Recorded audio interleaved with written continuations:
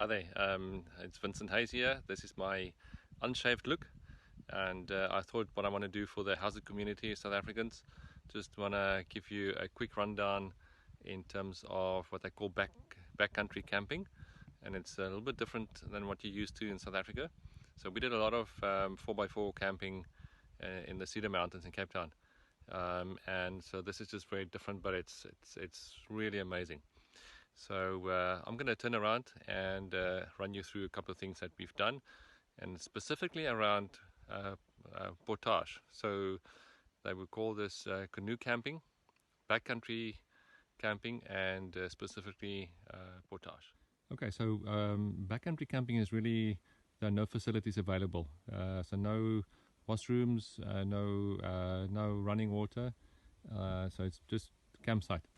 So we did a portage, so that means you take your canoe from one lake and you canoe to the end of the lake, and then you portage. You carry the canoe on your shoulders, and then you move on to the next lake, and then you find your campsite. So this is our campsite. This is on Crab Lake in Kawartha Highlands in Ontario, and we bought quite a nice North Face tent, 3-man tent. Lovely tent. And so my son and I, we came camping for 3 nights. He's lying in the hammock there, and so let me just explain to you a couple of things that you may not be used to in South Africa. A couple of things to bring along when you do portage. A water filter, very nice, easy one. That's why you squeeze. This helps to filter the water. You've got your stove, Butane stove, coffee obviously, and then always a raincoat that you bring along. Let me just walk over here. There's our canoe. So basically you throw everything in the canoe, making sure it's not too heavy, and making sure that you have some facilities available, that if it tips over, that it doesn't get wet, all the stuff. Fishing rods obviously, and over there we caught some fish yesterday. Beautiful spaces. Okay, another important thing is this container. So this is 55 liters. Fill it up, and when you portage, you put that on the back, and making sure that you can carry the canoe on your shoulders and that on your back.